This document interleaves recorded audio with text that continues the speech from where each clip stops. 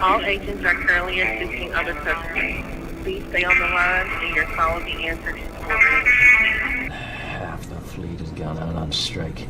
I should probably call a summit, sit down with all the ship's captains and explain the situation and tell them why I had to declare martial law. Oh, screw them. Like, you have to explain yourself to them. Far be it for me to tell you how to do your job. I know that's one of your issues. Just say it. I don't know. It just feels kind of touchy-feely. Resupply operations of this ship are not, repeat, not optional. Failure to comply will result in stern measures. You happy now? 7 other container ships are refusing to release their supplies. I'm sending in the Marines. Sir, we're stretched pretty thin on manpower. I'm not sure we have enough Marine on-coms to command that many boarding parties. Well, pull pilots and deck officers to command the boarding parties if you have to.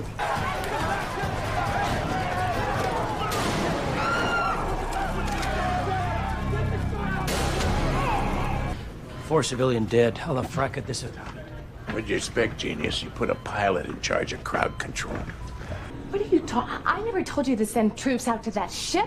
No, you didn't tell me to send troops anywhere. You just manipulate. You always do. You put the knife in and you twist it. Oh, right. You're gonna blame me for your own inadequacy?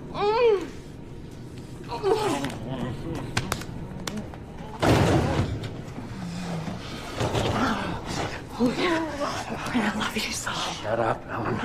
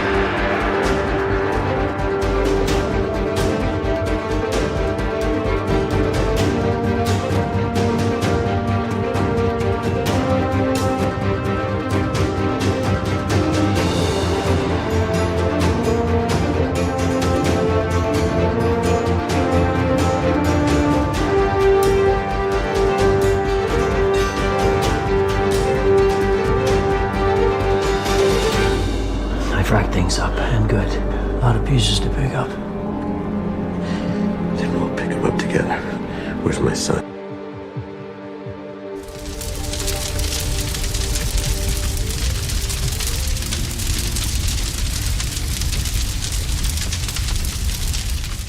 Today's Nerd Fights was brought to you by the Corovan Unified Meat Markets, featuring the finest selection of whale meat you'll find anywhere in Corova. Eat! That's good whale. Well, yeah. And also by these guys, because I guess for some reason they want to support Salty, those sons of bitch. Computer and program? And welcome everybody to our last Battlestar Galactica for a while. Yeah. Because at least until Ahsoka's done. And then in our first ever live stream that is actually, let me bring it up here. Maybe. Come on. Yep. That is actually being simulcast on the website formerly known as Twitter. Oh, look at that. Oh, you figured it out. Yes. So Nice. we are simulcast on X, although it's still twitter.com. Why Even though you didn't retweet my tweet, that's fine. Whatever. So why is it called X if it's I don't understand that. Elon Musk, man. Yeah, his original website was called X, and I think he's having an awful fit of nostalgia. Gotcha. Something. So before we go any further, though, because this is hilarious that this got brought up. Yes, and by weird chance, before I got started into my day, Stan, I dug into this because it was bugging me. That's her stunt double. If you go back and you watch that, there's a bunch of intercuts between actual Sabine character actress and her stunt double when the blade swinging action is actually supposed to be really, really tight. It actually once you see it, you can't unsee it either. Because I did not notice that actually. So now I noticed it immediately on Tuesday night, but I thought I was just being picky. But then when I rewatched it yesterday, and then by this morning, I was like, no, I got to take a look at this. So I looked into it. And Stan, to be fair, it may have nothing to do with the complexity of the moves and stuff. In some cases, it actually has to do with union rules and stuff like that. Safety as far as wielding weapons, even wooden prop weapons, the actors simply aren't allowed to do that under certain circumstances unless they are properly trained to do so in advance. Yeah. So if she is not a trained swordsman, then she can't, wield a sword in combat with another person under any circumstances, kind of thing. So yeah, some poor sucker on the side's gonna get a boken right in the face or something. Right. So I know do the work for us, and let me get somebody do a side by side for us. Because I didn't notice it either. Yeah, well, you're the Photoshop guy. You should be doing that. Well, we need the source material first, and you're the only one who has that right on hand at the moment. Well, I'm not the only one that can get the source material. I know. Well, I'll get it, and then I'll get it. I mean, make it sound. So anyway, I'll pick with that in the back end, and we'll have it as an interlude later. And Gorilla says, you owe him a case of beer because he got punched in the face when his kid said he wanted to meet a dominatrix after last week's stream. Gorilla's got to hand in his typing card because that's a severe abuse of cap locks. No, that's him yelling at me. That's fine. Yeah. In that particular case, Danny deserves it for introducing his kids to. But here's what you do, Gorilla. Send your kids to live with Danny for a little while. Danny lives in Vegas. There are lots of dominatrixes in Vegas. Danny will introduce them. Then your kids will have nightmares for months. And this is a terrible idea. Don't listen to him. No. And so and Danny will have nightmares for months as well. So there you go. I think that's the fair thing to do. No, I'm done with you think, Jason? That's they might accidentally wind up dead, depending on how old they are. Mm-hmm. Well, then you would be liable. Yeah, and I don't want that, and neither does he. So you just have to make sure you take care of him. No, man. There's a reason I got a vasectomy. My kids are pretty much grown. I'm done with kids, man. I hate kids. I mean, I like my kids, but everybody else is. Yeah, well, this is meant to be a punishment for you. Mm-hmm. Yep. But then it would be a punishment for Gorilla. No, it wouldn't be a punishment for Gorilla. You're punishing the kids more. And Friday movie night with Matthew. Matthew is no longer. You haven't done that in a year. Yeah, I haven't done that for a while because Matthew has not been available on Friday nights, which I really miss doing it. It was so much fun watching those really crappy movies, but unfortunately, Matthew has not been available to do so. And if Matthew ever became available to do so, I would do it again.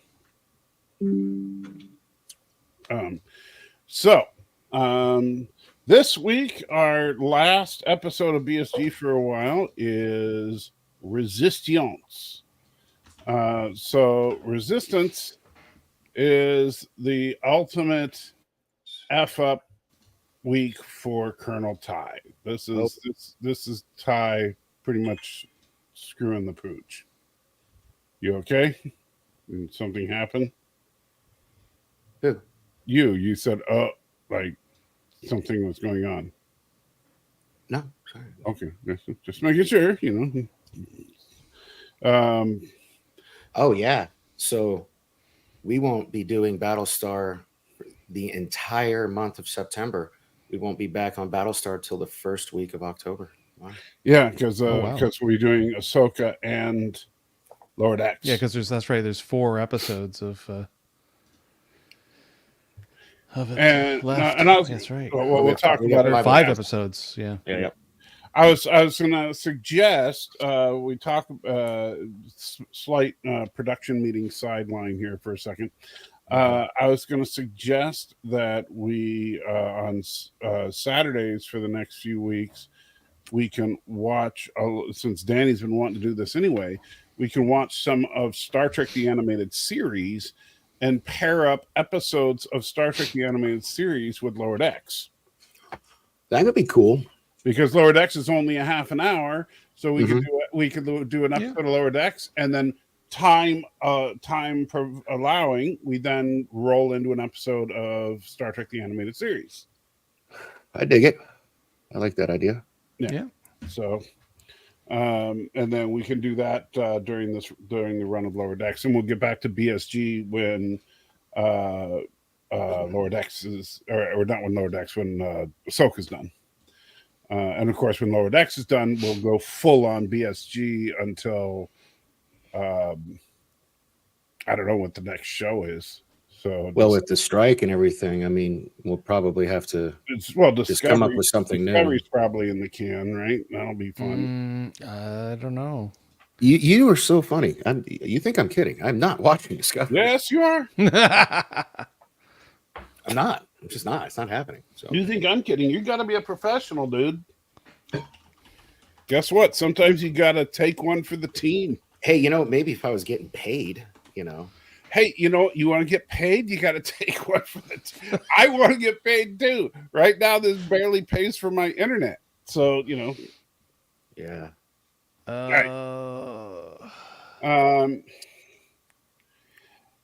And perhaps I also was Jet Nerdy. I missed that too. I do too, man, because I never got to go back because I had a great co-host for that, and then he abandoned me. And he's doing his own thing now. He doesn't call it Jet Nerdy. Yeah, he's doing his. I assume he and Professor Brainy Specs are still doing it on Sunday. I don't know that for a fact. If they are, I don't know if Professor Brainy Specs is here right now. But if he comes in, if Professor comes in later, we can ask him. Because Professor Brainy Specs usually shows up at some point. But Professor Brainy Specs and he were doing it together on Sundays for a while. And I don't know how that was going. Professor Brainy Specs made a custom Jeopardy board that looked way better than mine, and so they left me in the dust. But that's another one that there we go. Bird says they're doing it Sunday. John and Professor Brainy Specs are doing it 9 p.m. Eastern on his channel on Saturdays. So there you go. Thank you, Bird. I wasn't sure on that. So you can still do Jump Nerdy on Saturday nights if you want to. But it won't be with me, with my shining personality. But maybe we'll have to do a Nerd Fights Jep Nerdy special edition or something. We'll have to get like an independent host, and the three of us will have to compete against each other. Wouldn't that be so? Like we could do on the first season of Battlestar Galactica. Yeah, right. We all watched it together. We all watched together. Yeah. Yeah, wow. that would be something that the three of us have all, and then we could do one on Strange New World, on stuff that we have actually reviewed together. Yeah, that'd be cool. We could do Jeopardy, but we'd have to get somebody else to build the Jeopardy boards and to be the Jeopardy host. We need to find someone that would be willing to do that. If we could do that, that would be so fun to do that as a special thing once in a while. Any volunteers out there listening, hit us up in the chat or leave a comment below. Yeah, if you want to be all that of our host, contact info is in the description of my video. I don't know if you noticed, but I made like a little template. And now as soon as you post them, I go in and I make sure like I talk a little bit about the actual episode, put some the sponsor stuff, and then put all our links in there. The three of us. Yeah. So you can message us on Twitter or whatever. Right. So that would be something that, I mean, it would be some work, but and you remember, you would have to be on camera and you know, and an actual host, but it would be a lot of fun, I think. I do too. I love that idea. Yes. Yeah. So, all right. So let's get to it. We start out this fun, or is there anything else we need to cover before we get started? Good. No, I mean, previously on Battlestar Galactica, the last thing Ty does is declare martial law like a dumbass. And here's the fallout. And so, yes, Ty declared martial law, not a, and we start out this episode with him walking down the halls of Galactica with his flask in hand. Yeah, buddy. And he throws the flask away. And so you're like, yeah, oh, right. And then he goes back. Like, oh, Ty's going to quit drinking, but then he immediately turns around and picks it up. So, I don't know. And I'll prove it to you. So while unpacking, you know, I'm still getting settled in. Mm-hmm. Speaking of flasks, I found one and it's empty. You know, I'm not drinking again. It's empty. But it's a Spider-Man flask. It's so cool. I can't get rid of it. Cool.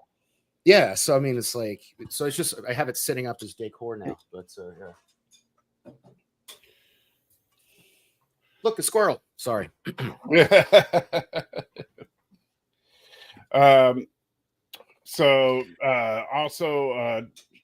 So Chief Tyrrell is being locked away with Boomer because, of course, they're very suspicious of him since Boomer. You know, he was fracking her the whole time. Yeah. Since he was with her, and now they all know she's a Cylon. Meanwhile, on Caprica, Starbuck and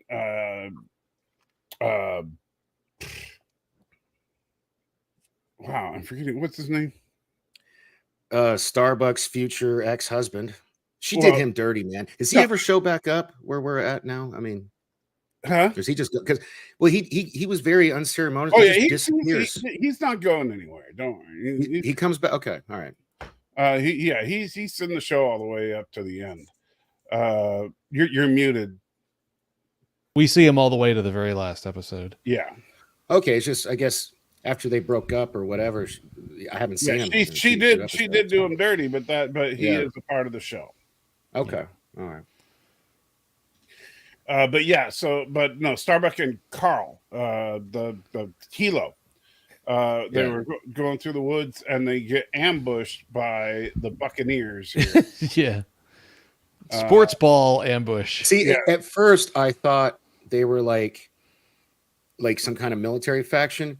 Right. And then I come to realize, no, this is like a football team. This is like basically basketball. Yeah, sort of basketball-y, but yeah. Which, by the way, wait till you see the original series version, because I think the name of the game is Gay Ball. I don't even remember that. I don't even remember that. Oh, you don't? Oh, it is so bad. Because that's back when the word gay just meant fun or happy, right? No, we're not talking about fun or happy. We're talking. Okay, I'm sorry. I shouldn't say that. It's LGBTQ plus ball. Like all the players are wearing like color coordinated harnesses. That did not make it any better, by the way. Yeah, based on their team colors, and they all hold hands and spin in a circle in the middle Oh, I so don't remember that. You don't man, remember?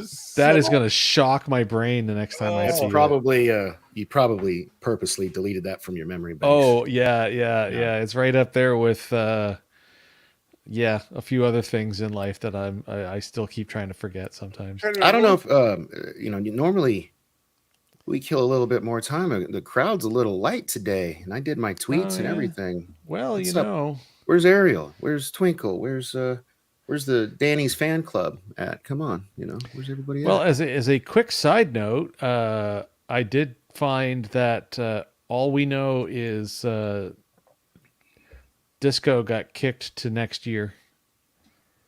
Okay. Well, thank God for that, I guess. Stay of execution delayed. Yeah, right. You got lucky. I'm sure we'll come up with something like some retro rewatch, or maybe even continue the animated series or something. We'll figure something out. Let's see. Oh, here we go. All right. So I found a basic image that I'll share with you here of just the uniforms to give you a sweet preview of the game. There's Starbuck and Apollo getting ready for the game. Oh my God. Oh man. And that's Boomer, by the way, the black guy. That's the original Boomer standing right behind him. Interesting. I mean, that outfit would look hot on pics for sure. And, I don't even know what to do with that. But yeah. Oh, okay. I found. I don't even know what to do with that. Oh, come on. It's so freaking awesome. Let's see. Okay. That is, like I said, they all hold hands and spin around in a circle. The scrum. That's how the game starts. Is they all hold hands and spin around in a circle until they fall down, and then they scramble to get the ball. Alrighty. Okay. I feel like whoever I'm never gonna came up with this, seeing the word scrum down there, by the way, you're Cyloning. Never gonna sorry.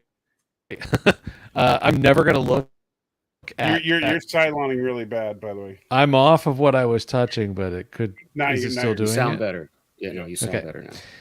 I'm never gonna look at DevOps stand up the same way again. Because it's called Scrum, but now that's stuck in my head for the next 2 weeks. It's all hold hands and tell stories. Oh man, it looks like the prelude to a circle jerk, but whatever. Something. Okay. Anyway, well, it's let's get back to the future. Great sports, man. Yeah. Speaking of sports, my fantasy football league has the draft tonight, so I don't want to go overtime.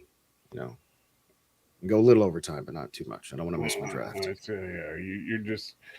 You're just so excited though about the triad game that you just couldn't handle. No, we're definitely not excited about that. that was, yeah. So, yes, brace yourself for that this Saturday, Danny. All right.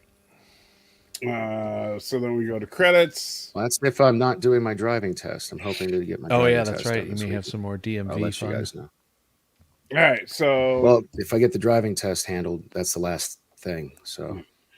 Meanwhile, Callie is trying to blackmail Baltar into helping Tyrell. And the one thing I did like about this part was that every time she kept referring to the Cylons as toasters, Head 6 kept telling him how that's racist. Yeah.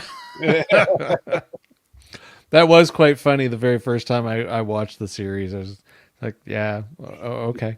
It's more speciesist, but Yeah. All right. Oh, all right. What? Well, guys, it's been real and it's been fun, but I can't say it's been real fun. My man Booker T just went live. I'll see y'all later. You are not leaving. Deuces. Get back here. Just kidding.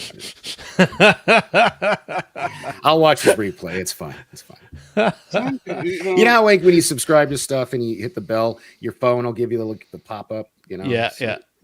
Sorry, just did that for me. Now, if he called you personally, I could understand why you might. Man, shit. The only way Booker T would call me personally is somebody did a cameo for me or something. You know. I don't even think he does cameos though. Well, then you're out of luck. Maybe if we can go to the channel to a huge size, we'll get him on, and then I can tell him how much I hate wrestling. Oh God, no! Don't. No, I would never have him on if you're going to do that. Jesus. What he'd probably think is hilarious, because you guys would be talking about how awesome he was, and I'd be like, man, wrestling sucks. Would I have ever seen Booker T? Booker T sounds like a really old car. He's been around a minute. He had many variations. He was in Harlem Heat and WCW, and then he went over to WWF because they got bought out. How did we get into this? You caused it. It's like, hey, look, a squirrel. Well, Stan Lee thought that the costumes from the original series were very sexy. So, yeah, that tracks. Yeah, just like Danny did. So, meanwhile, there's not all is going well because, unfortunately, not everybody is happy with martial law. Amazingly, there are people that are now demanding that the civilian government be reinstated, and Colonel Ty is like, that man, you said. You know what's funny is a callback to season 1 to show you how he would react to the civvies wanting all kinds of attention. Right. Was his reaction when they had the water shortage. He's right. Like, the civilians are all upset if they can't shower every day. Well, once a week, didn't he say? Yeah, and he does the same thing. Remember during the Cylon occupation. He's the same way about these civilians, they don't know how to, and then when they get back on the ship, you guys didn't know what it was like down on the planet. He's always, yeah. He just likes to be grizzled. That's his favorite thing. That is definitely his move. Yeah. So then we got Apollo giving his briefing to the pilots who want Apollo back in the poker game. But, of course, he can't join them because he gets to go to jail after the meeting every day. And, they're like, oh, that sucks. And Apollo right here is telling him to shut the heck up about them complaining about him going to jail, because Apollo knows he made a choice, and, that was... He's going to eat it. Yeah, he's that's one thing you can say for Apollo, is that he owns his decisions. And so... even though he still feels he did the right thing, but it was against the law, or at least against the military code. And so his going to jail, well, that's because he pointed a gun at Colonel Ty's head. However, D is conveniently always walking down the hallway at the same time as Apollo to fill him in on how things are going. Which honestly really makes me wonder how far back into season 2 it was before the guy that played Billy got a big ego and they started getting ready to write him out of the show. Because they're kind of hinting that D and Lee might have. Well, yeah, because she takes one longing stare at Apollo when he goes around the corner, and you put that in the intro too. Yeah, well, I mean, let's face it, Apollo would definitely be a trade up from Billy. no offense to Billy, but and so and yeah, Stan, I think he was auditioning for movies, but that's a problem with TV stars a lot of times, is that they think because everybody says, oh, you're so good, you're so good, you're so good, that they should just, oh, well, I'm, like Katie Sackhoff could have done that too. She could have said, oh, well, everybody thinks I'm great, so I'm just going to leave this gig and become a movie star. Because people were offering her roles as well. But she stuck out with BSG, and which in hindsight's usually 2020. We never heard from this Billy Cat again. Plus, it worked out so great for Denise Crosby. You know what I mean? So yeah, you should never. Yeah, it's one of those things that. Yeah, not to take another shot at Denise, but she's out there on Twitter griping about getting 17-cent residual checks for being in 15 episodes of Ray Donovan.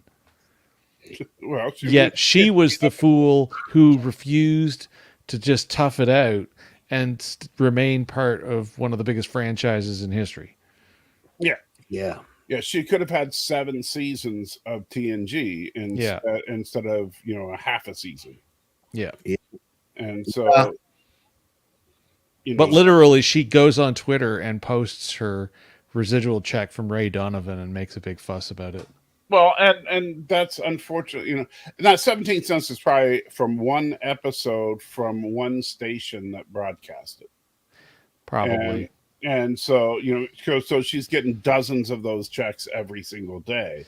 Yeah, there's probably like an angle to this that we're not really being told. Yeah. But anyway, so she Dee's filling Lee in on like how Adama's doing, the fact that there's unrest in the fleet. My favorite line here was when Lee says back to her, "Well, what's a dictator to do?" Because that is essentially what. Well, not even essentially. That is exactly what he is now. He is. Yeah. He's installed himself as a military dictator. And so, junta. Yeah, so then he goes to the brig, and this is the shot you're talking about because she stares, lip gloss, practically drooling as he goes around the corner. Hey, which makes sense because she ends up married to his fat ass. Yeah. Is it before this episode or afterward where they have the awkward training falling on each other thing? And it's after this, I believe. It's after this. Yeah. So then we get the manipulation scene that I showed part of in the beginning of my video, where Ty is genuinely stressing out, trying to think of a diplomatic solution to deal with the ships. But Ellen, the worst woman in the history of all television, really just subtly gets him to say, yeah, screw having a diplomatic solution, you are the dictator, because she is obsessed with being married to absolute power. That's her whole shtick. Her fetish, if you will, is to be married to absolute power. And hair is on point, Dork. Hey, look at this. The president of the Dork Knight fan club showed up. She's in the wrong video, wrong chat, but that's fine. In the right one. Thank you. Thank you for the compliment on the hair. I try. It's not my fault that, some people pick the right one. So Ellen, with all claws, she's got claws. He was going to do the right thing. He was going to do the right. He was. Even though he did the wrong thing by putting himself as dictator, he was trying to run things as he felt Adama would do it. And so he, but because of her, he basically sends out the order that anybody that refuses to supply Galactica is going to get severe consequences. And you see her in the background, her leg is going up like, ooh, she's excited. Yeah, she's playing him like a harp. Yeah. Meanwhile, Starbuck is they're still locked down in combat, but then they get into this weird Mexican standoff here. Well, wait a minute. Why has it got to be a Mexican standoff? What's that supposed to? That's a little racist. That's an actual term. I know. I'm just kidding. You know, it's just funny because of toasters and racism. Yeah. You know, I've never seen a Mexican standoff that featured Mexicans. Fun fact. This is true. Yeah. I'm gonna So have to ask Chatbot or ChatGPT where that term came from. well, I don't think ChatGPT is going to come.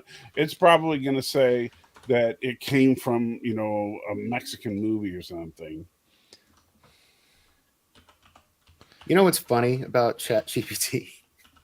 So I was working on a website. You know, one of these websites I just recently closed, and she hasn't given me. Go ahead. The earliest known use of the phrase in print was on the 19th of March in 1876 in a short story about Mexico. And so it was a story about the Mexican-American War. All right. So there you go. So I just want a little side thing about ChatGPT.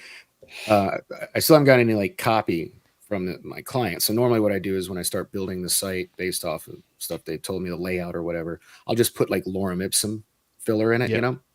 And I thought, I wonder what kind of BS ChatGPT can come up with. So I said, all I did was give it the name of the business, told it what type of business it was, and asked if it could give me a mission statement. And it actually did a pretty damn good job. It probably went to like what's his name there? The guy, how to win friends and how to make friends and Carnegie. Win like some Dale. He probably dug up every piece of Dale Carnegie advice and just went shoop. Oh man. Anyway, Mexican standoff thing. So a white dude wrote it in a book.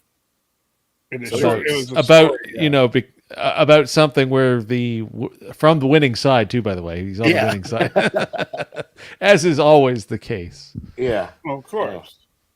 Winners always get to write the history. They tend to write a lot of it. Yeah. So back to the toaster standoff, we'll call it. Let's see. Professor Brainy Specs, that we are, sir. That's why this show really shouldn't be called. Professor, just so you know, we were pimping your Jet Nerdy earlier tonight, and so we're encouraging people to check that out on Saturday nights. Sunday. Saturday. Saturday nights at 9. Saturday at 9. But we wanted to double check that. Is it 9 or 8 with you guys? Over on John DeMarco's channel.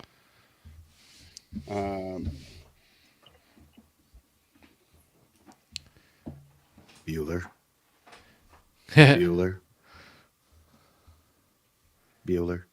All right. They'll get back to us eventually. Yeah, 9 Eastern, 8 Central. Oh, there it is. Okay, yeah. Wonderful. Okay, so wow, ChatGPT is going crazy here. Oh, you pulled it up? I haven't used the new version yet. I'm still on the old version. It has a new version you can use. All right, so this is what ChatGPT has to say. You ready for this? And it's there you go. Saturday at 9 p.m. Eastern, 8 Central. There you go. So this is straight from ChatGPT. In a world where brains and brawn collide, in the most entertaining way possible, Nerd Fights emerges as a unique and thrilling 3-way boxing match. The event is set in a futuristic arena surrounded by holographic screens displaying binary code, equations, and intricate circuit patterns. The crowd is a blend of enthusiastic geeks, techies, and aficionados of all things nerdy. So far, 100% accurate. Well, I am pretty close to actually surrounded by monitors, Yes. and not just a bunch in front of me.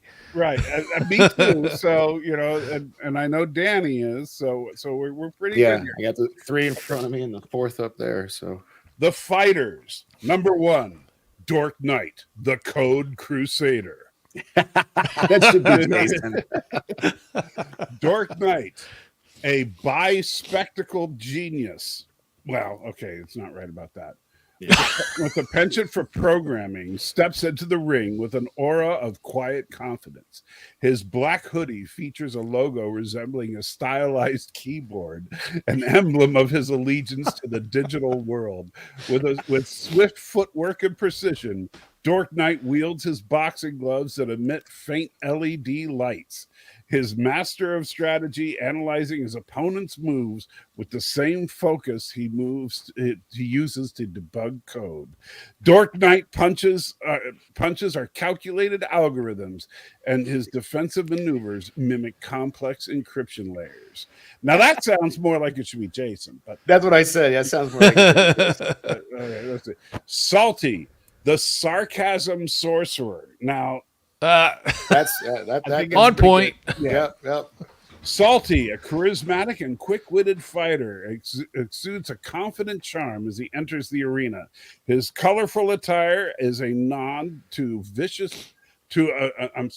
various pop culture references, displaying phrases that echo his sarcastic nature.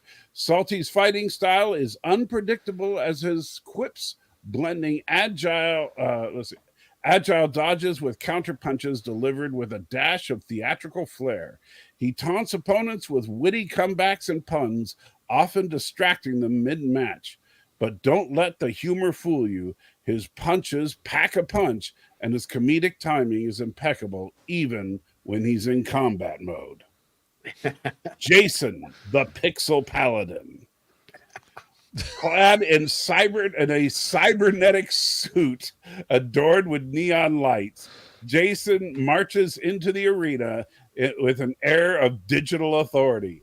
A VR headset rests atop his head, connecting him to a virtual realm where he hones his skills.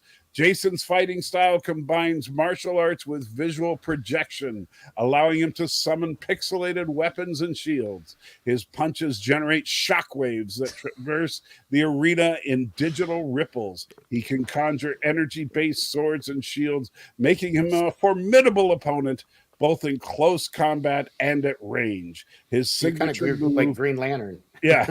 yeah.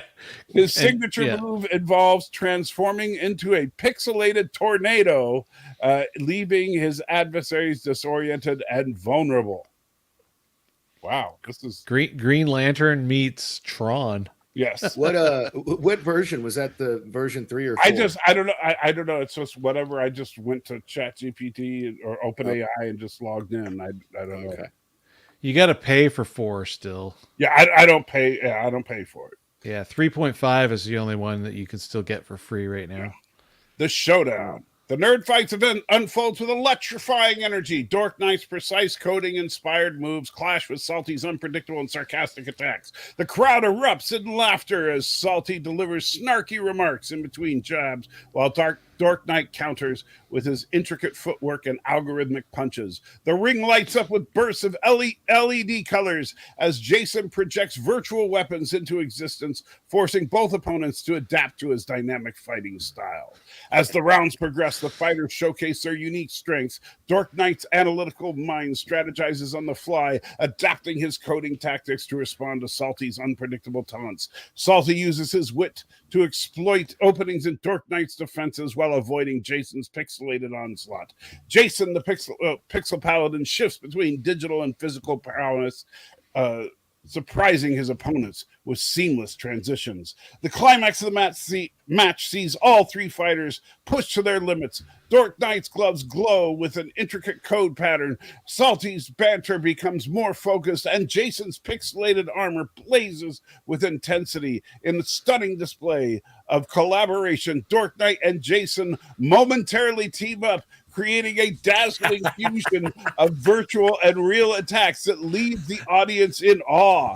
See us teaming up, Jason. It's like Royal Rumble. Yeah, this doesn't sound good right now. We'll team up just for now. I'm not liking it.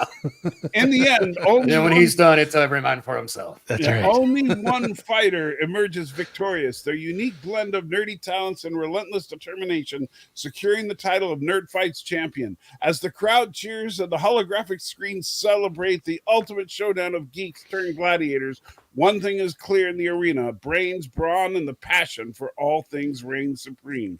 But it doesn't say who wins. You know what? And I'm not going to stop myself from saying it. ChatGPT just garfed that out, and more happened in that than in 3 episodes of Ahsoka.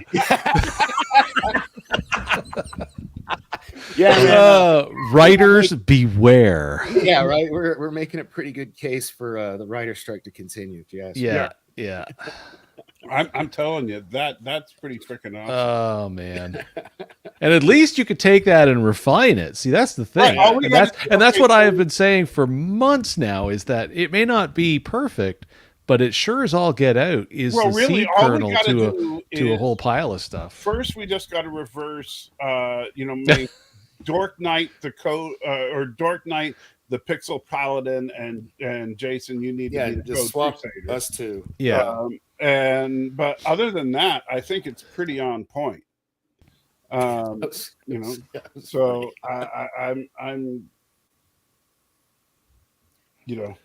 And the chairwoman of the Dork Knight fan club has finally showed up. Aerial ballet with more verbal barbs headed toward. Do we have the answer to how the sky was actually darkened in the Matrix? Was it me? Yeah, it could be. I think you darkened the skies in the. That's right. So if the Matrix was real, that's I'm telling you, I'm thinking that we're going Chat GPT. That's the answer. Just let the writer strike go on for all eternity. All right. Anyway, so we have the Mexican standoff. Go to commercial break. At the end of the commercial break, they break the Mexican standoff by having Starbuck ask Anders how many fouls he got in the final game of the championship. The classic sports question. Yes. And so Jason, for $200, how many fouls was it? Yes. It was yes many. I totally don't even remember. Well, he said 3. Starbucks said 4. I do remember there was a discrepancy, and then they argued about why. Yes. So what is the correct answer?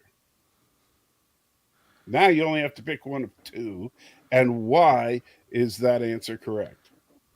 What is 4, Alex? You are incorrect. The correct answer is 3 because the refs pulled 1 foul back in the instant replay. And Carl Agathon verified that he lost cubits on the game because of that. So, all right. Yeah, and I love the way he just all of a sudden exclaims, it's like, I'm being, painted down with the dangerous end of a gun. Yeah. And I lost money on that. Yeah. must have been a lot of money if all of a sudden, the lead injection device is less terrifying. I think I'm going to have to save that ChatGPT answer. If you're logged in, it automatically says, I've got everything on the left side of my screen. Oh, there you go. A boot is the stereotype. About is how I say it. Yeah, really? What's a large creature that wanders the countryside? Oh, here we go. This is yes, it's a wolf, and I'm deliberately saying it correct. And what does it say? It says woof. Right. And what is it called? A woof. Jason, you need to calm down and stop burning scripts over campfire. Yeah, apparently. I don't know. But there's no column here. All right. So back to it. The president is still locked up and eating candy that she hates, and she's just eating it because the guard gives it to her. And Lee points out that she still has a lot of respect from people, and people still consider her the president, even though she's been deposed by Ty. So, meanwhile, back in CIC, Gata is informing Ty that they still don't have full cooperation from some of the ships. So Ty is like, okay, that's it. We're sending in the Marines. And they're like, but we don't have enough Marines to command all these teams you want to send. It's like, no problem. Just have, pilots and deck officers. Yeah. Because it'll be fine. Nothing will ever go wrong. And what could possibly go wrong, Star Killer handled himself perfectly down on the planet, and he's just some backseater. Right. Yeah. So, so that's when we get to the Gideon. Which a name that will live in infamy. Mm-hmm. And so boarding party 6, headed by Lieutenant Joe Hammerhead Palladino. And unfortunately, people start rioting, and then guns start ablazing, and someone drops a can or a hammer or something. They throw some coffee at them. Yeah, and then everything goes sideways. Yeah, and right well, there, not as bad as there was a similar instance in that movie we watched, Razor. No, this is the same. Actually, she's technically, or no, she's not. Yeah, she is there. Is this that incident? No, it's not. No. The Gideon is the Galactica's oopsie doopsie. No, she was on the Gideon. Wasn't she? No. The incident from Razor was when they found the stranded that's right. civilian fleet. Pegasus that was Pegasus that did that. Yeah, and she was the one who just straight up started shooting people. Right. I forgot Pegasus hasn't shown up yet. Yeah. So yeah. That's the problem with us getting so far. Yeah. Well, it's kind of good that we're going to be on a bit of a break. We'll just kind of fill it with a bunch of other random stuff, have a laugh at some old 70s TV, and and then Doc Cottle gives one of the best lines when he's like, 4 people dead. I can't believe it. Wow, what do you expect when you put a bunch of pilots in charge of crowd control? Yeah, that guy has zero filter. Yeah. Like his cigarettes. Yeah. And then he asks Lieutenant Hammer Dummy what happened, and Hammer Dummy is like, well, they threw coffee at us, so we shot it. And so then he cries over Adama. Meanwhile, Lee starts plotting with the president about escaping, and then we get the second scene with Miss Toxicity. Yeah, the Toxic Avenger. Yeah.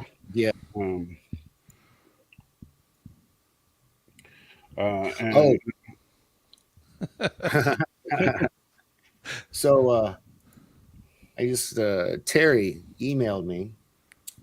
She said, I have not sent Jason's product yet because we have been having problems getting product delivered into Canada. We are changing over our distribution center company on the 1st of September, and that should fix a major part of that problem. Excellent. So I was following up on that. So she just got back to me on that. Cool. Yeah. Kind of figured it had to do with you being in Canada. So. Oh, yeah. That was very, very much what I expected. Yeah, Canada's funny like that. Probably because, they're not paying enough taxes or something. Probably. You're getting a free gift? Oh, okay. Pay an extra $20 in taxes. Yeah. Yeah. Ariel, not yet, because I do have my fuel up, and I do have my water ready to go. But I figured, in the halfway point, about like 6 minutes, maybe I'll do it. So.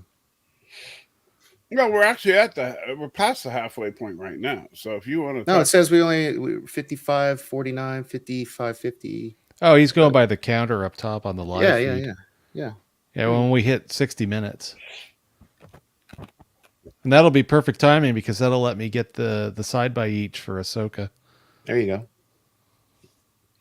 So, so she and Ty start arguing about the fact that she didn't actually tell him to send troops, and he's like, "No, you didn't tell me to. You just manipulated me because you're a little witch." And then they start fighting, and then the fight gets physical, and then they start making out, and then she starts hitting him while they're making out, and then. My favorite part of it is when she's like, "Oh, I love you." Shut up, Ellen.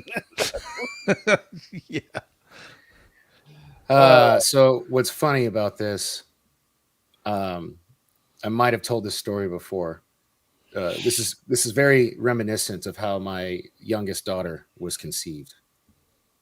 Did I ever tell you guys this story? No.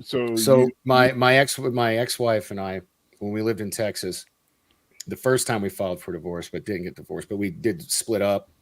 She lived with a dude, and I was living with this girl. And for all intents, we were trying to sell the house because the house was in both our name. Trying to liquidate all the assets so we could split everything up. But I was in the middle of, when we split up, I was in the middle of doing an addition. We were adding a master bedroom, and I wasn't finished with it. And she came over to we met up at the house to kind of like talk about what needed to be done to finish this stuff so we, go move on with our lives. So that we got into this big fight, very similar to this. And that's how my youngest daughter was conceived. And we both had to break up with our other significant others and get back together when it ended up finding out after up that, So that's why I have a vasectomy now. Not really. Sounded funny. So I've been in a situation like this. I'm sure neither of you have, because you're both very upstanding men, and I'm a degenerate. So, well, yes, you are not degenerates like you. That's true. Okay. You never been in a fight that turned into a frack? You never, not once. Really? No, I never have. I don't know. I left my degeneracy so far behind. I have stories that are inappropriate for this channel. Wow. All right. We'll have to do a side stream one day. I'll have to entertain you with some of them, Danny. That's not good. I don't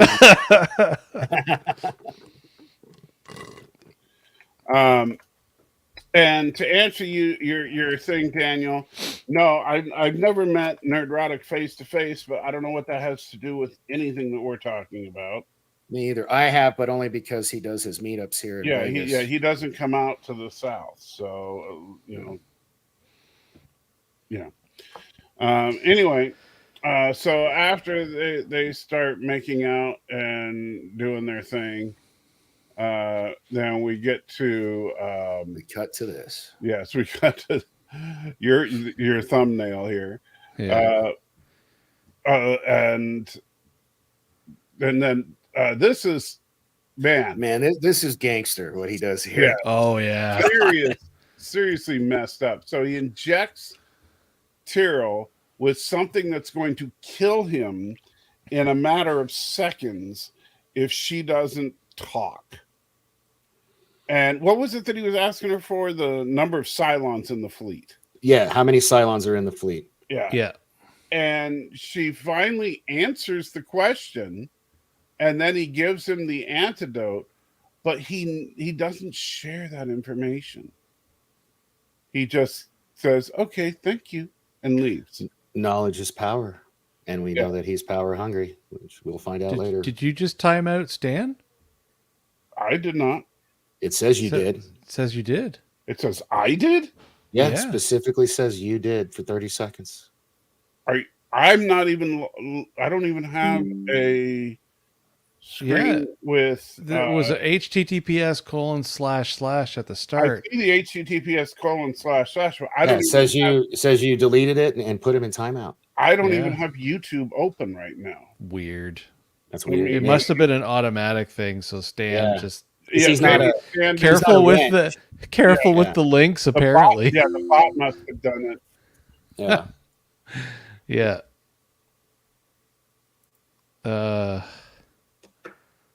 Yeah, don't trigger the auto delete. Just don't touch the butt. I'm going to deal with the picture in a minute. Yeah, it shows that it was deleted. I don't know why. I just went to YouTube. I don't know why. I think it's because of the. Oh yeah, Botrix did it. Botrix said, "Please do not send links." Oh, there's that. The robots are taking over. Yeah, it was. I'm sorry, it was Skynet that did it. But then made it look like I did it. Yeah. Well, hey, that just leads into Danny being concerned about the idea of just handing over access. You're killing us with the robot. You're siloning, but I heard most of what you were saying. I heard him go. There you go. Yeah. I was gonna say, Danny's saying, "I'm not handing over control to that thing." That's why. Well, lesson learned. Probably a setting in there you can change or something. Yeah. But yeah, this whole scene here, this just adds to the whole James Callis's insane acting range. Yeah. Like, he just does not let up. Yeah. Oh, Stan's saying he's got the Sabine images. Can you give him a wrench so he doesn't get in trouble for sharing those? Or No. I have the video ready to pull the images from. So so when we're doing the ad spot here, I'll be able to have them out in just seconds. Hey, well, we might as well. It's actually after the halfway point. Oh, there we go. So I guess I could.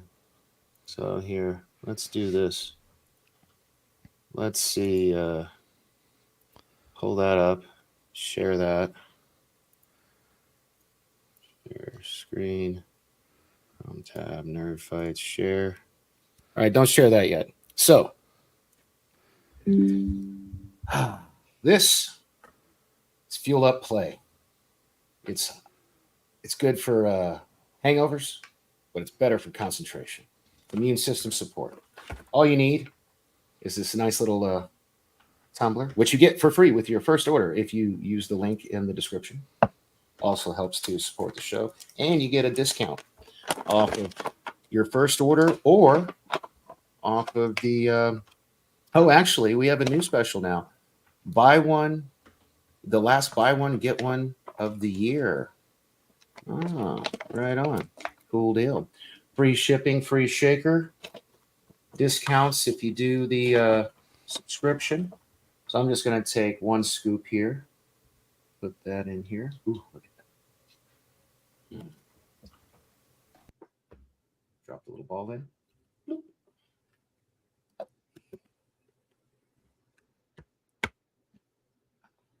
Give it a nice little shake. A little later on, while he's showing the video or whatever, I'll throw some ice in this bad boy. This fruit flavor is delicious. Look at this. How many? Only 25 calories. Gotta love that. It's delicious. Should have drank it before the show. Would have had less squirrel moments. Go ahead and share my screen now if you don't mind. Sure. So if you click the link in the description, it'll take you to this page here, our very own Nerd Fights landing page with Fuel Up. And what they're doing now is buy one, get one. It's the last of the year. You get preferred membership. You get, if you get the rest, you'll get, so through the preferred membership, whenever you order, you'll get a free bag of rest and a free shaker bottle, plus free shipping. And yeah, you just come here, you pick your flavor. Although I feel like, let's see, are they still sold out? Let's see. And I got 2 bags. This is my favorite one. You can drink this one throughout the day. Wake is great to replace your coffee in the morning. And I believe, Michael, you have that one, right? Yes, I do have some Wake right here. Right here, and it is actually very good. I don't drink it in the morning instead of coffee, but I do like it. And like, I'm old, so I take a nap, and I'll have some after my nap. Well, there you go. That's solid. So it's your post siesta shake. There you go. Yes. Yeah. So check it out. Support the show. And one of these days, Jason will get his, and we'll put together a cute little video, so I don't have to just kind of like stumble through doing this live and on the fly. And that said, Jason, are you ready to share your stuff? You're muted, good sir. You're muted. Of course he is, because it's Jason. Of course I'm muted. Yes. I'm probably trying to stop And now silencing he's, if I'm now he's silent. silent. Yes, exactly. yeah, no, he called it. It's All right, Jason. so share away, good sir. Let's take a look at the guns on Sabine.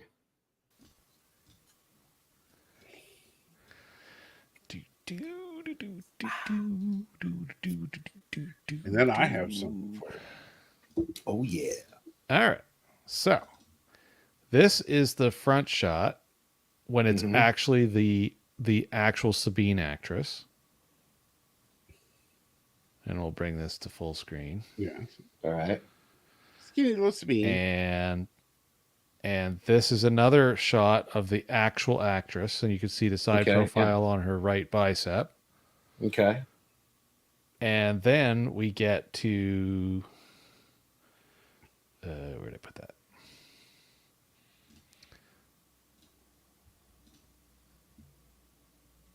And then we get to those are the stand-in. Yeah, that's who definitely clearly has a way more defined deltoid, shoulder, and bicep. Yes. Wow. Yeah. That's actually really noticeable. that looks like that looks like almost like an Asian man. Probably.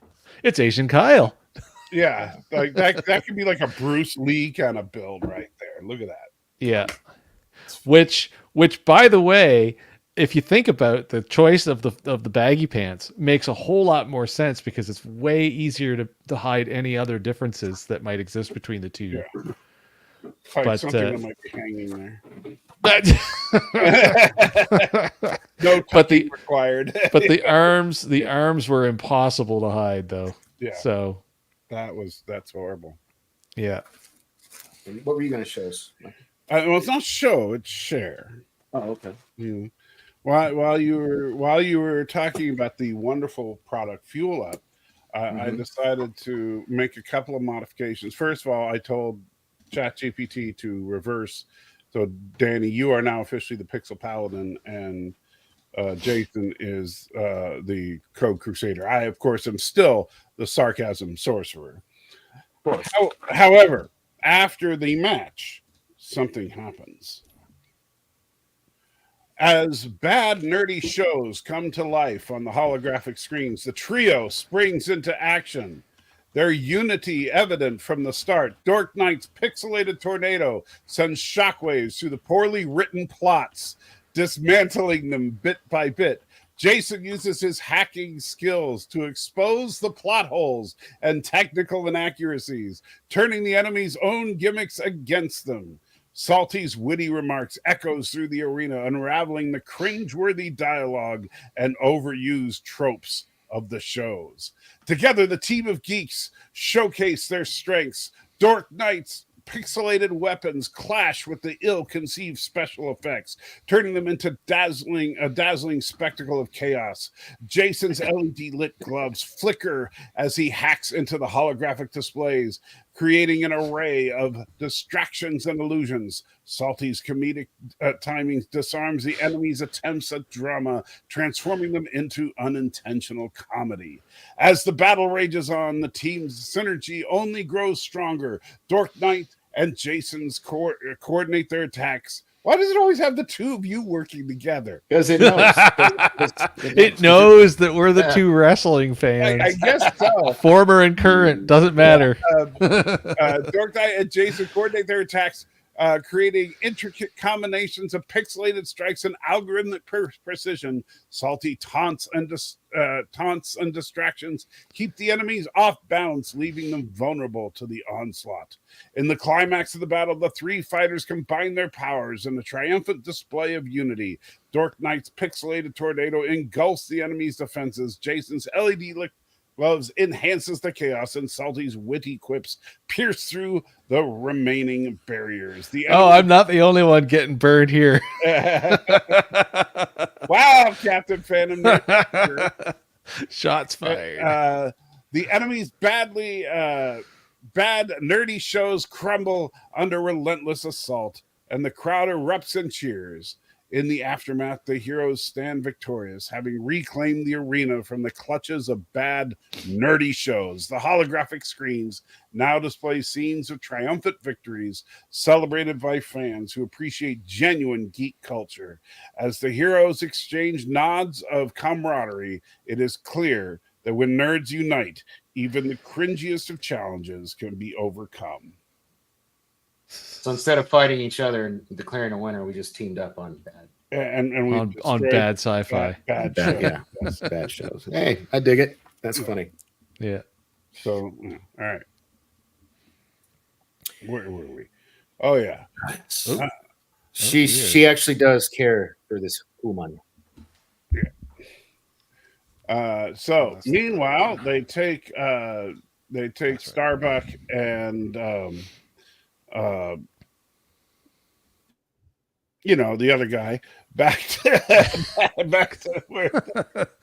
Man, I don't know why I'm spacing out on his name. Oh, yeah, I know. It's killing me. Let me bring up the Hilo. It's freaking Hilo. Hilo. The other officer. Yeah, Hilo. Yeah. Starbuck and Hilo to their super secret headquarters, which is a school, and they explain that this is where they've been hiding because it's high altitude, blah blah blah, less radiation, blah blah blah, and then they should have made it less yellow then.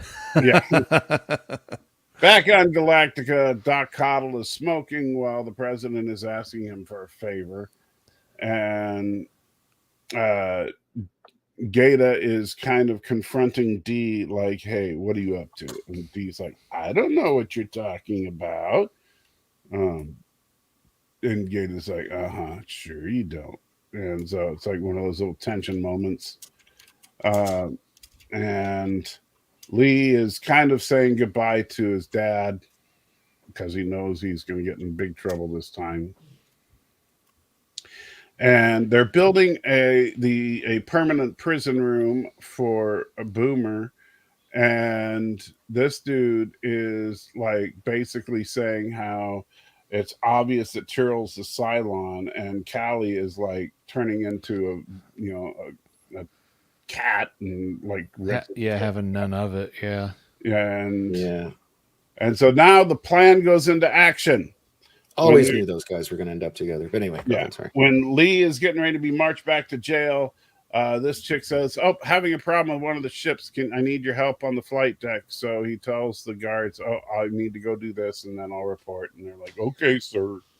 And so meanwhile they kidnap the president. Except that it's all part of the plan and she knows dun, dun, dun. And so they're sneaking through the causeway that D arranged to have clear for maintenance, and because Ty is an idiot, he signed off on it. However, they just happen to run into Ensign Nobody, who is standing there with a gun. And she's like, haha, I've got you now. And they're all screwed. Commercial break. But then after the commercial, the president's like, yeah, you know what? I'm not going to, I'm just like going to say, either shoot me or get out of the way. Yeah, exactly. Yeah. And the president is like a complete badass here. She's just then she just like, I don't think so. And yeah, she's just like, yeah, nope. and they just kind of go. So And then the big one here coming up in a second is when they're about to get on, or was it when they get to the ship they're going to? No, it's like when they get all the way to the ship and then he just pussies out. Yeah, Billy's like, yeah. Yeah, no, he backs out here. Yeah. Billy's like, yeah, I ain't doing this. You know, But it's when she sees Tom Zarek is helping. Yeah. That's hide her. It's just like, oh, what a wicked web we weave. Yeah. So now the ship takes off, and Ty is like, well, get the cap on it. And he threatens, he right here, he's like, okay, fire across their bow. He's threatening Apollo. He's like, don't think just because you're the old man's son, I'm not going to kill you. And yeah, right. Apollo calls his bluff, and Ty backs down. And which was actually a pretty tense moment. I mean, you think for a minute that Ty's going to actually shoot him down, or at least give the order to. And then it comes down to, would Hot Dog actually do it? But they make it to the Rising Star. Is it Rising Star? I think. Yeah. It's Cloud 9. Cloud 9. You can see it right on the Rising ship Star is the name of the ship from the original series. Yeah. So they get to Cloud 9, which basically means there's not going to be any way for them to track them. And as soon as they get off Cloud 9, there's Tom Zarek. And so here's Apollo and Apollo helping the president. And so they and I do like, she's like, what's going on here? And Apollo's like, well, I figured we needed to hide in the fleet one, and this guy's got the most shady connections. So yeah, I remember that. And Tom Zarek's like, you shouldn't put it that way, even though it's 100% true. And so they head off to Zarek's ship. Meanwhile, Anders just happens to have a full-scale triad court. And because Starbuck is awesome, Starbuck happened to be up for the pros before she went in the military, but she had a bum knee. So how did she get in the military is what I want to know. If she had a bad knee, she couldn't be a Viper pilot. I don't know. So a little bit of a writing problem here, especially since that bad knee made it so she couldn't fly on the mission in a future episode. Yeah. Hey, at least it's not flak in space. Yeah. I mean, I'm just saying. Look, flak in space, Star Wars, right? Star Wars fantasy. Well, actually, flak in space in this actually is done right. Yeah, they actually do have flak in space. So in this series, and they do it perfect. But they're actual flak cannons. Yes. In Star Wars, they're laser flak. That's because why not? It's Star Wars. Because in Star Wars, it's all patterned after World War II. But anyway, so they play a little game in order to try and build up some sexual tension. And and this is one of these reasons why people do need to go, if you really want to have yourself a bit of a laugh, to support salty.com. Because Danny wasted no time going, those guys are going to smash. Yeah.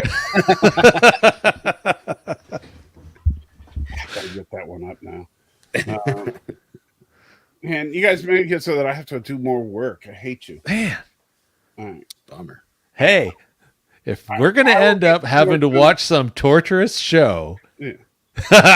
Oh, yeah. You guys. Right. You know what? When we get to Discovery, we should watch that together and put that on support. That'll God. People like that.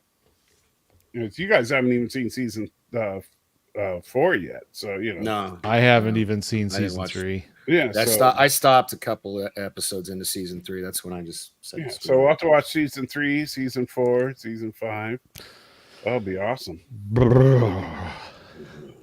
no. It was enough for me You to know what? make We it should through make him watch Picard old season wrestling. 2. That's Yes. You know what? We get even. I will watch some wrestling for your Dork Side of the Ring, and you know, if you know, but you're gonna have to watch Discovery. You know what? We should get out some classics like was it which one? Not Royal Rumble. Hashtag make Jason suffer. I still think we should watch some like, really bad. WrestleMania 18 and stuff with The Rock. Oh, with The Rock and Hogan. Oh yes, yeah, because everybody likes the Royal Rumble. That softball. He might actually get into that. Yeah. But no, I think we should, like, especially in the in between times here, we should watch some really bad sci-fi movies, like epically bad sci-fi movies that are known to be bad.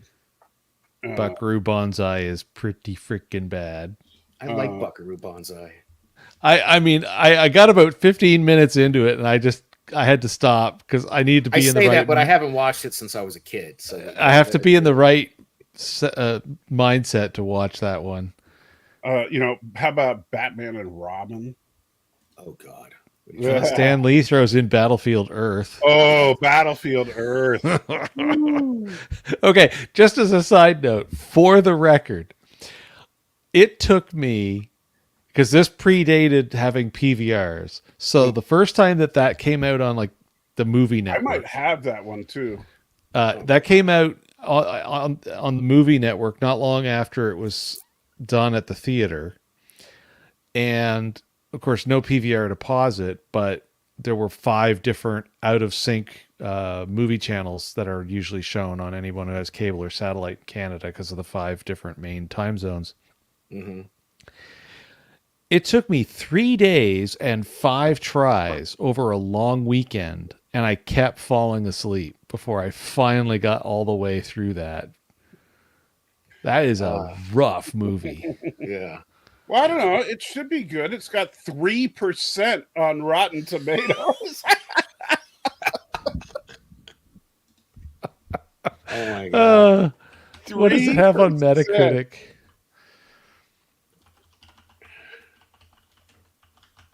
Oh, it has 9 from the critics and 2 out of 10 from the users. Yeah. Critics gave it 9 out of 10. No, 9. I think this is 9 out of 100 because it's red. Okay. I was about to say that makes more sense. Yeah. Metacritic is 9 out of 100. 29 negative reviews, 4 mixed, 0 positive. Oh, that is savage. Oh, I tell you what, when I used to be the fill-in guy over at Salty Nerd, I've obviously since been replaced. They made me watch this really terrible science fiction movie that had oh gosh, I don't even remember the name of it, but it was so bad. It had Hannibal from the A-Team was in it. Yeah, he was like a cowboy pirate or a pilot. Oh, I love that movie. That's Battle Beyond the Stars. Battle Beyond the Stars. That movie. Oh, is that the one with the boob ship? Yes. Yes. That's and the whole ship is like shaped like. Yeah, that's a Roger Corman, isn't it? Yeah. Yes. It's awesome. Terrible. That movie is freaking awesome. Wow. It actually is quite a cult classic, by the way. It's my favorite. I haven't seen it in so long, but they made me. No, you did it. No, Mike, you did it. It was one of the last ones you did with Matthew. Yeah, Matthew and I. Was it okay? It's because I had to do. We did that one, Ice Pirates, which I love, and another sci-fi movie I can't remember off the top of my head, but it's still on their channel somewhere. It's I can't believe you hated that movie. We're gonna have to watch that now. I mean, honestly, I can see how that would be an absolutely rough watch for if you're not into that kind of. It was basically, let's put it this way: if you can't sit down and absolutely enjoy an entire season of Buck Rogers in the 25th century, there's no way you'd ever be able to deal with Battle Beyond the Stars. It was rough. I did learn a lot of cool stuff about it from from Kadish, because he's a wealth of knowledge for the behind the scenes stuff. Apparently, without that movie, we would not have James Cameron. We would not have Terminator. It would be exceedingly unlikely that we It was would. also James Horner's first film. Yeah, I could tell because that was something Vader and I kept bringing up.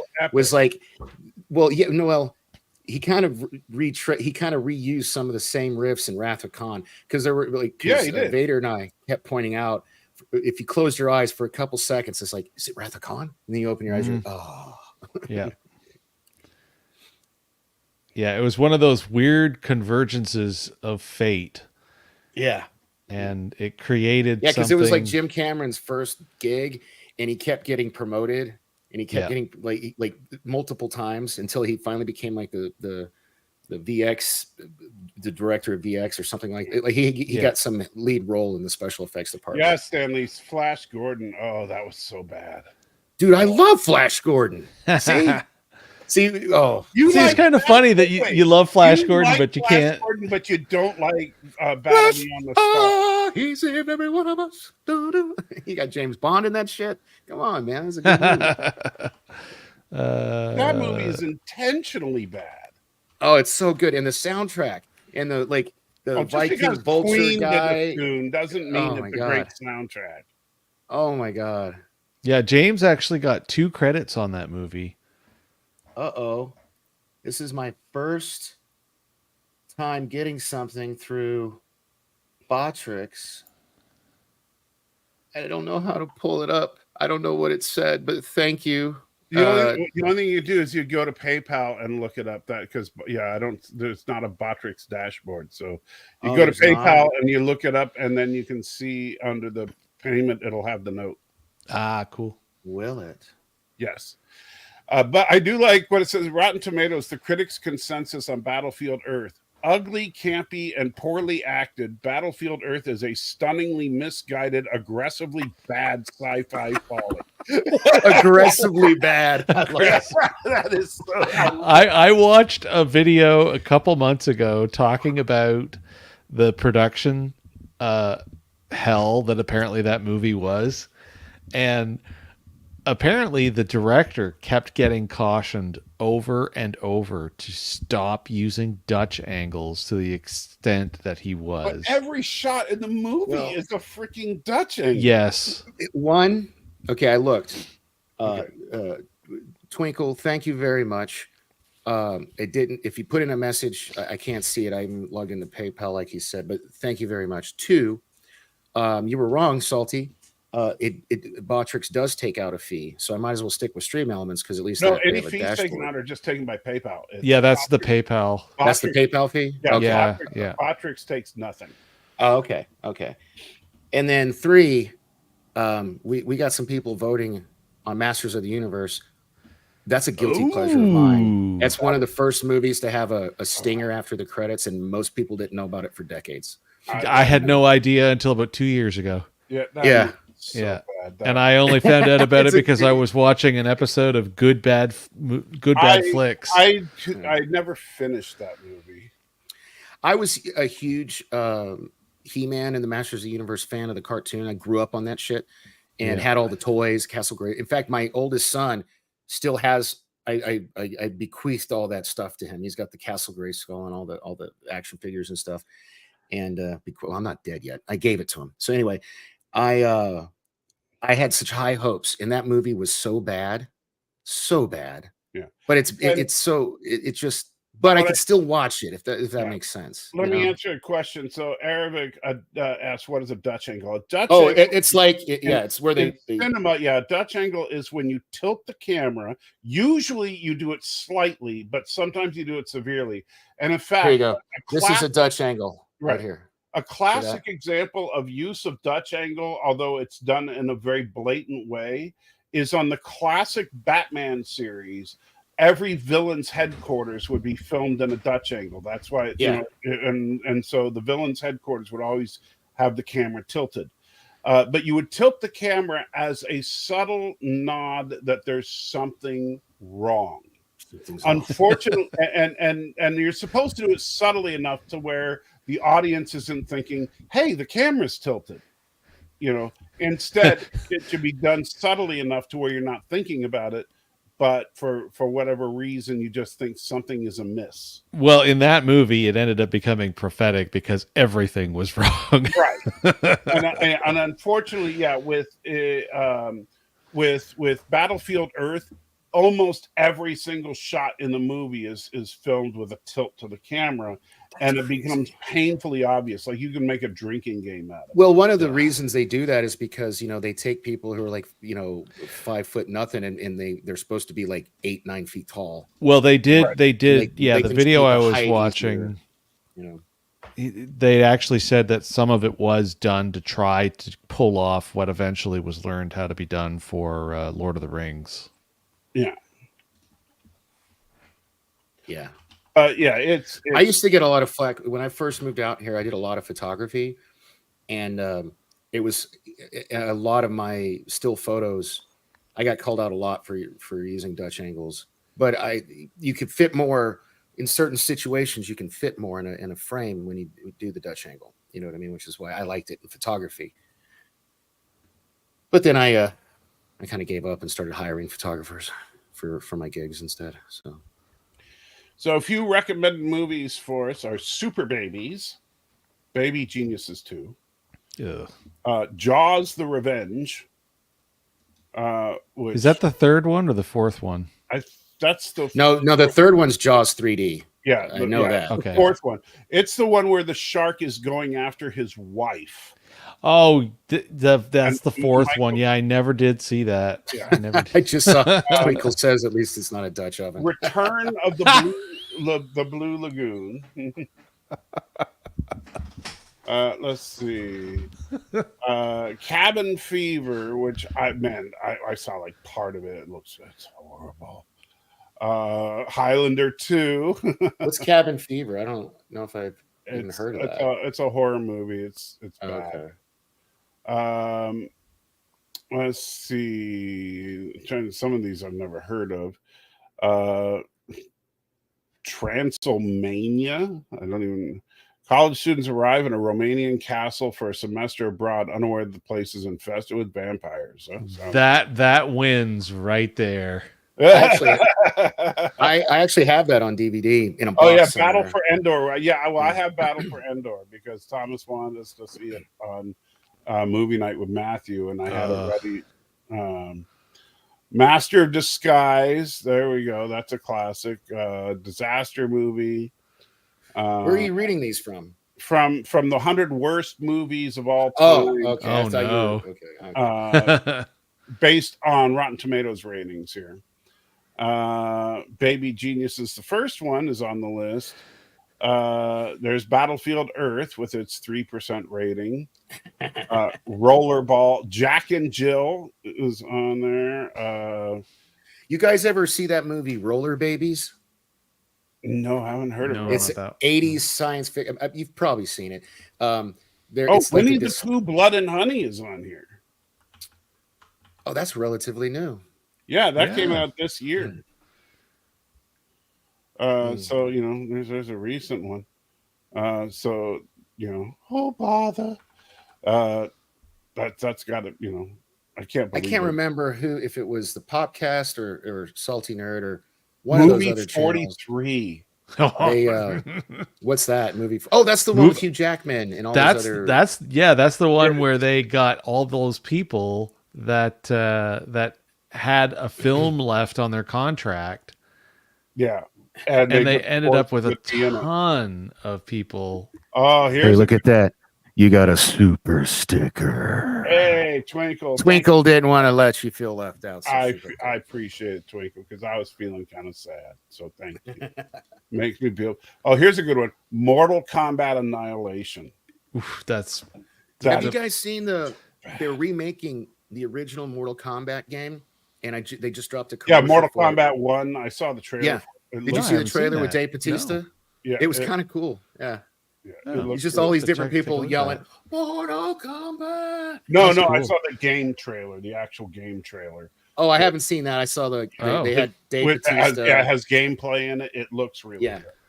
Man, I played the crap out of the original two. Yeah, that me were too. in the arcade. Garbage So many Pail quarters. Kids. That's a good one. I haven't. Is seen that actually a movie? Yes, That- they made a movie out of Garbage Pail Kids. I used I've to never collect seen it, those but, when I was. so like there in are plenty of first and second movies for grade. us to explore while when we're not watching Battlestar Galactica.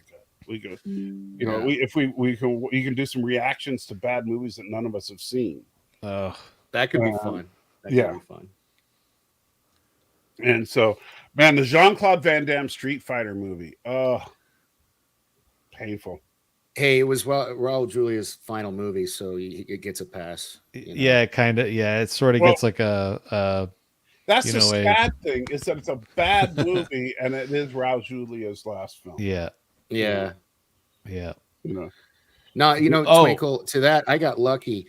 Our teachers actually almost encouraged, because I collected them in like first and second grade when I lived in Texas. And oh my God, because they always had everybody, there was one for every name. So like I had this one teacher where it was like her gimmick was like on the desk, it was like, she'd have like one of the cards that corresponded with the student's name. You know what I mean? Because like they all had, I don't even remember what mine was, but they had plenty of Daniels and Dannies and stuff like that. And of course, both of the Dungeons and Dragons movies sucked, in my opinion. But I loved Honor Among Thieves. That was really good. The new one was good, but I thought they were both crap. But the one that had British dude in it, I can't think of his name right now. That was pretty rough. Alfred. I never watched that one, but that one was pretty rough. Jeremy Irons. Yeah. But this latest one was pretty good. I will say the new one is better than the old one, but that's not saying much. That's not saying much at all. Yeah, but I just didn't like the fact that they were making Lord of the Rings in the style of the MCU. That's what the new one was, and I didn't care for it because I didn't want a silly, funny comedy version of Lord of the Rings. I like my epic fantasy to be epic, not silly. I don't know. I loved it. I thought it was one of my favorite movies of the year. Real quick side note. Well, we're talking about watching lots of bad movies and stuff. Mm-hmm. Because of all the free stuff that can be watched together that's actually free through Plex, I did a quick check. It does not black the screen out like Disney Plus. Plex doesn't black out because... No, I mean like for the totally free stuff. That's just part of the... Super Chat. Yeah, notice when you do a Super Chat, you get one of the hot ladies. And you got Catwoman. Where is First Contact on that list? Could not help myself, but there's some really bad ones there indeed. Well, First Contact, but if we look at Star Trek, you got First Contact, you got Generations, you got Star Trek 5, you got Insurrection, you got Nemesis. First Contact is so good. Come on. I love watching me from some First Contact. Yeah. Contact is garbage. It's a good bad flick, man. Just garbage. First Contact, basically turns. It absolutely takes. I remember big, massive dump on whatever. TV. When I took when that movie came out, I took I was with the debate team at my high school. It was my senior year. We were in Charlotte at a competition, and we had some downtime. And me being a big Star Trek fan, I actually was able, and most of them weren't. I was able to talk them into like, hey, let's go watch Star Trek First Contact. And when they actually did it, and everybody liked it. In fact, because they were a bunch of debate nerds, they started like debating over the economics of like, how would the economics work the way Captain Picard described it to that lady they in the future. Wouldn't. He lies. He lies. Especially since we see in TNG people buying stuff. We see in Deep Space Nine people buying stuff. Yeah. We see people gambling in Deep Space Nine. Come on. Yeah. All right. So let's finish this episode off real quick. So after he gets all the answers. And of course, don't forget, Head Six is just suffering from watching one of her own have an awful go there. So the episode wraps up with Adama waking up and coming to visit Ty, and Ty basically admitting he screwed everything. And but the cool thing was or go ahead. You're probably and I do like Adama's reaction is, well, then we'll fix it. We'll fix it together. Yeah, I thought that was super cool. What Adama doesn't realize is that his son is not around. Yeah, he's currently persona non grata. Yeah. So, and no, Ty hasn't slammed 6 yet. So it's not happening, people. Jesus. And so when that happens, you are so going to freak out. And meanwhile, that's right. I forgot. This is the one that this ends with this. Yeah. And so look at that look on Callie. Callie's like, Callie straight up murders Boomer right here. Yeah. He gets 30 days in the brig. You can't murder a machine.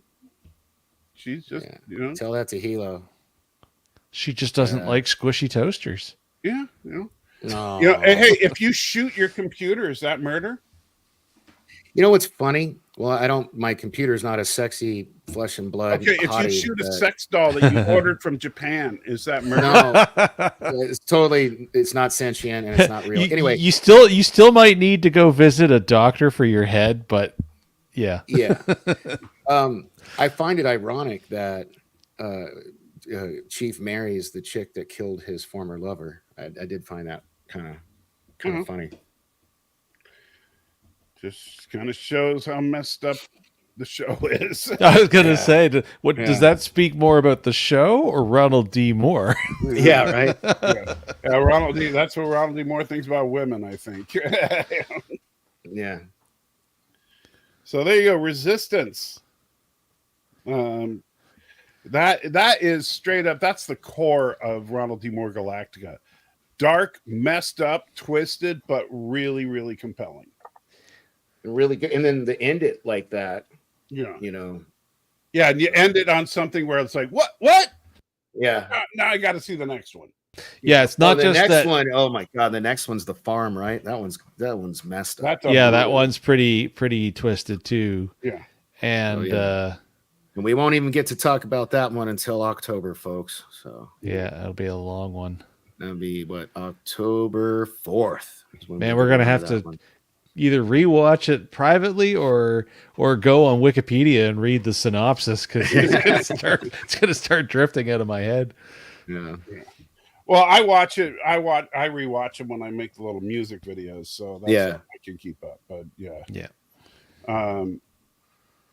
So yeah, what did you guys think of? Well, if you want to get a real-time response of what we thought, go to supportsalty.com and sign up for his Patreon. I believe it's just $5 a month, and you can watch us react in real time to all of these episodes of Battlestar Galactica. You can see the genuine Danny reaction. Yes. But I believe at the time I was like, again, this was my favorite episode. What was that? You all right? No, that's just somebody knocking on my door. So, you need to get it. No, they made it clear. There's a rule. I'm busy from 3 to 5. Okay. Wednesdays and Thursdays.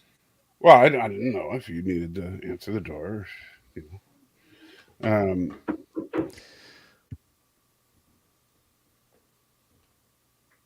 You're muted. I don't know if you know that. Oh yeah, he does. He knows.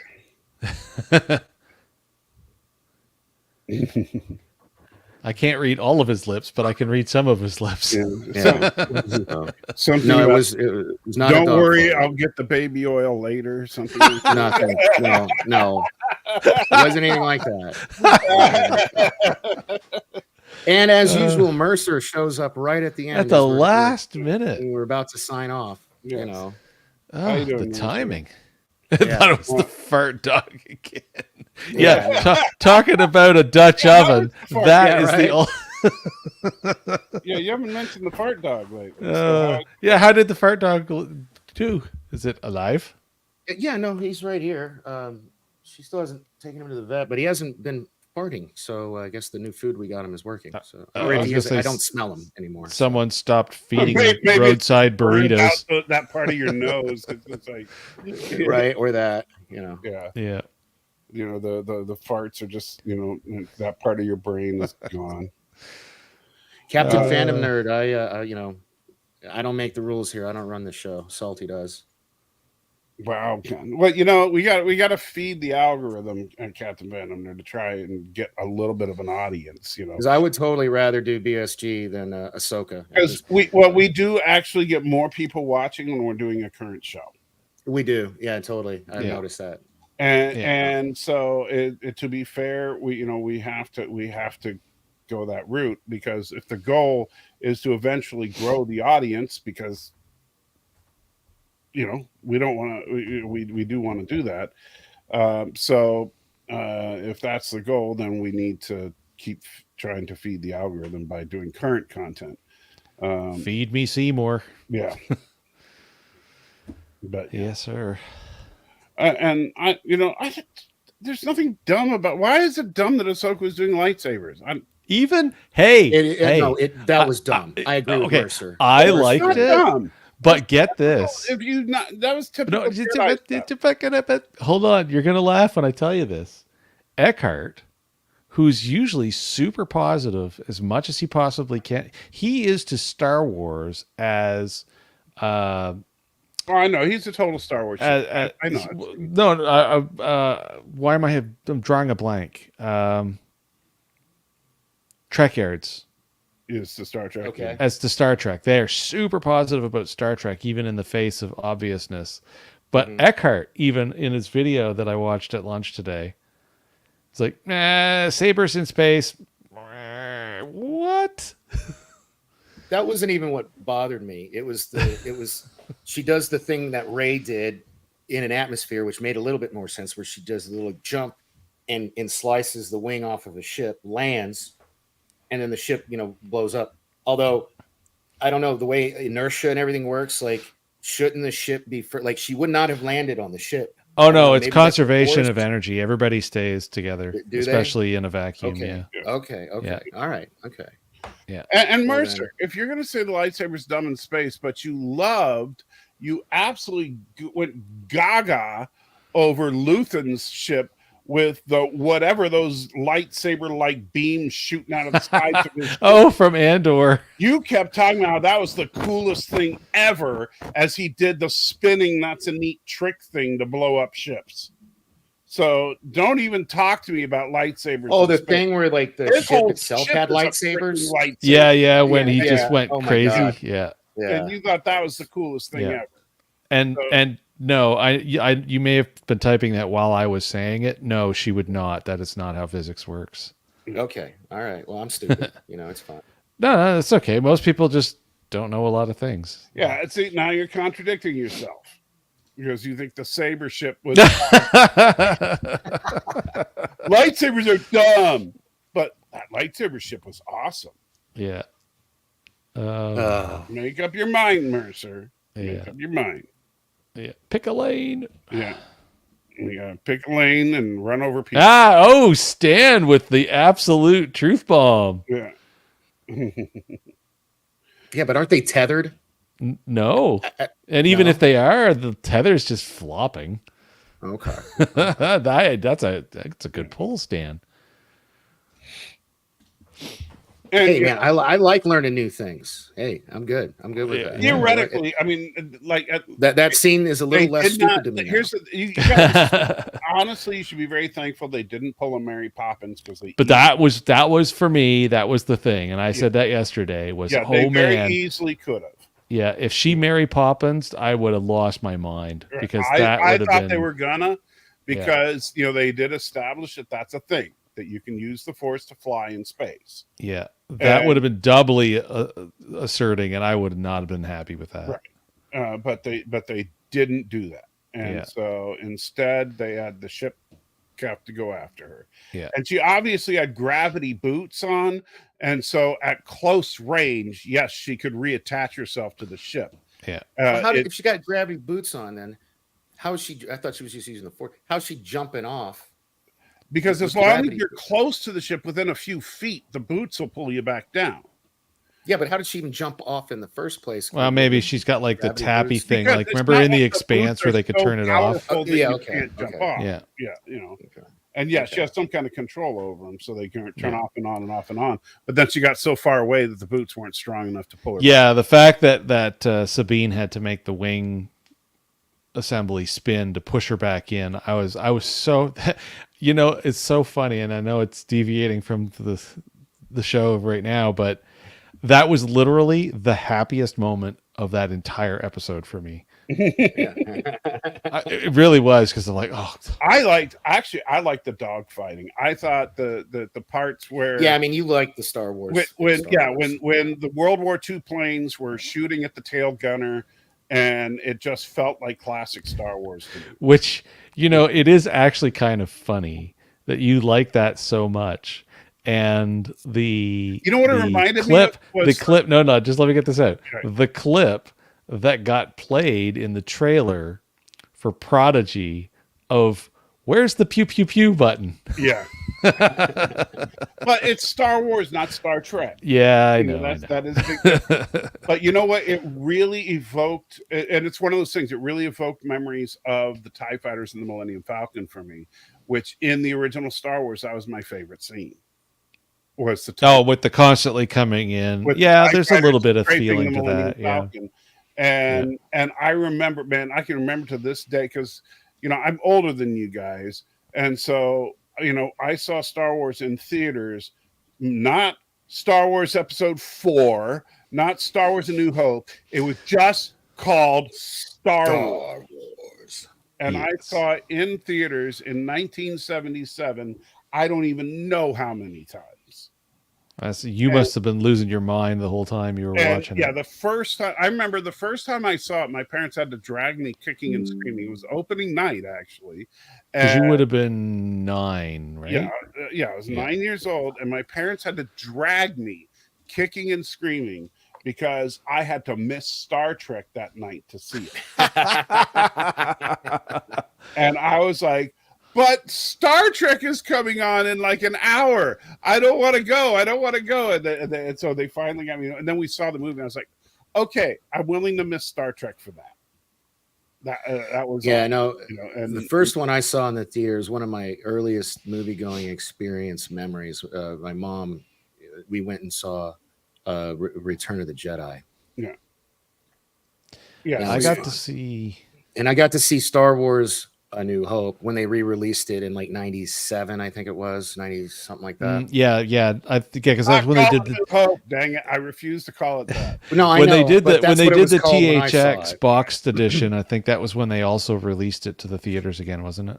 It's 97. Yeah, I know I bought the poster, and the ex-wife, the second ex-wife, she has the poster now. So what's the very first movie you guys saw in theaters?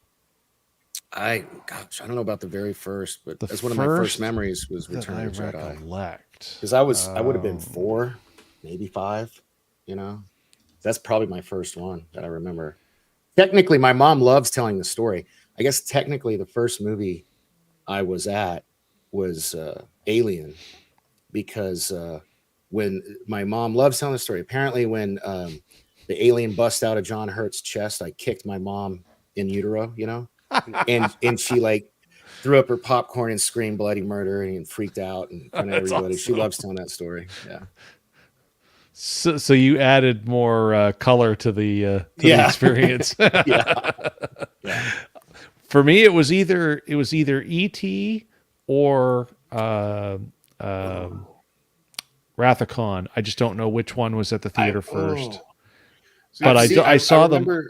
I saw them both at the theater when I was a kid. The biggest thing that kept me from seeing a lot of stuff was when we lived up north. We were effectively on a military base, so there wasn't really much access to theaters. See, now I had a very nerdy. I wish my mom was here because she can. I want to say I saw both those as well, but I would have only been 3 or 4. So, yeah, I mean, I wish my mom's watching Equalizer 3 with my stepdad right now. So yes, we know she was in the chat earlier. Yeah, she's like waiting for the movie to start, and she's like, "What are you doing? Listen." Oh my geez, like she must have earbuds or something with her so she can sit there and listen to us. Yeah. Right. Yeah.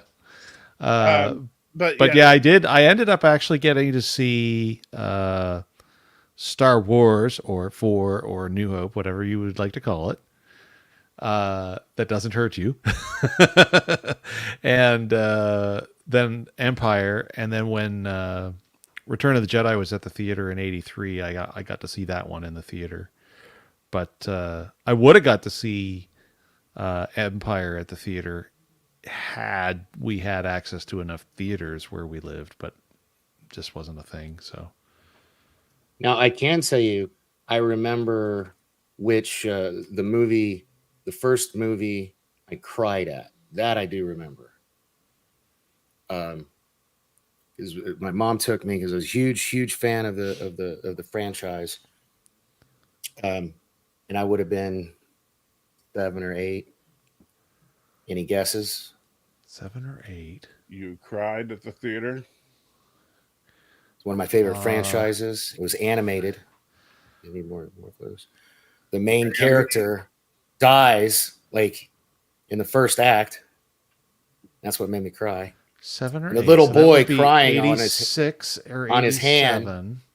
His name was Daniel, who was holding the hand of the main character that died. And it was an animated movie. Transformers.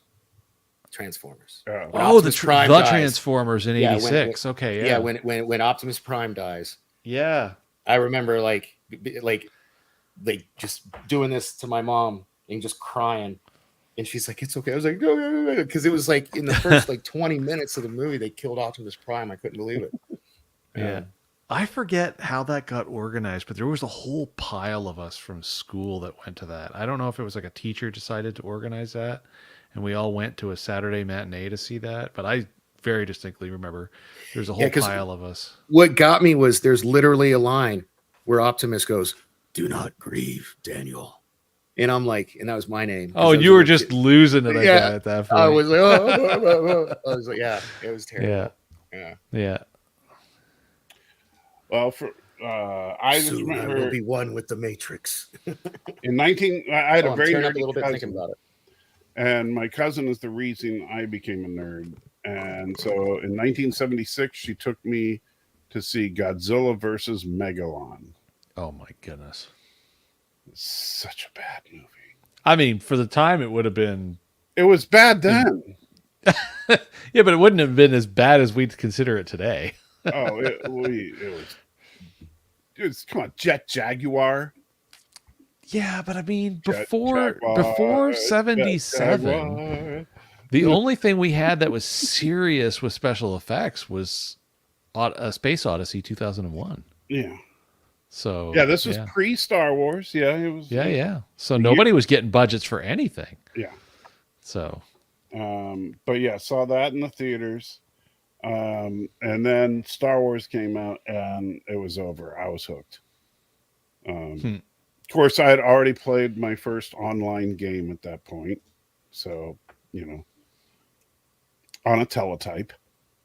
Oh, yeah. I can't remember the name of it was the Star Trek game. Yeah. Where you calculated coordinates and fired your torpedoes. But yeah, it was, those were the days.